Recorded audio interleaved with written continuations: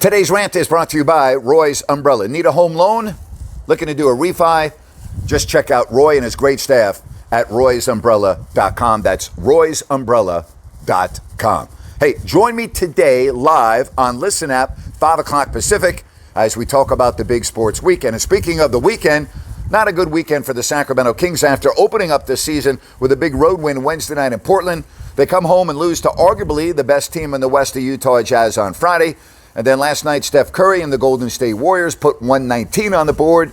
And Sacramento now embarks on a long road trip with a record of 1-2. And my question is, the hell is wrong with DeAaron Fox? He doesn't look right to me.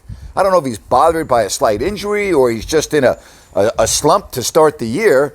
But it has not been a good number 5 in the backcourt for the Kings through a handful of games. And I'm not going to get carried away after just 3 games and 2 bad shooting games against Utah and Golden State. But the reality is the Kings aren't going to the playoffs this year unless Fox is pretty much an elite player. And he's got a long way to go to get to the elite status in the NBA based on what we saw this weekend. He needs to be a lot better. The Kings are paying him a boatload of money to be a lot better.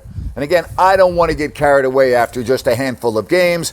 And I've seen DeAaron Fox play at a very high level, so I'm not super worried. But the one thing that we have seen in Fox, he's been inconsistent in his career.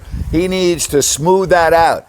They need the A version of DeAaron Fox pretty much every single night. And if he has a bad trip coming up, if the Kings get buried in the West, they may not climb out of it. Again, a big 4-game road trip for the Sacramento Kings, and they need the real DeAaron Fox. And that's my rant for today. If you like what I have to say, give me a thumbs up and leave me a comment. I will get back to you. And thank you so much for watching Grant's Rant.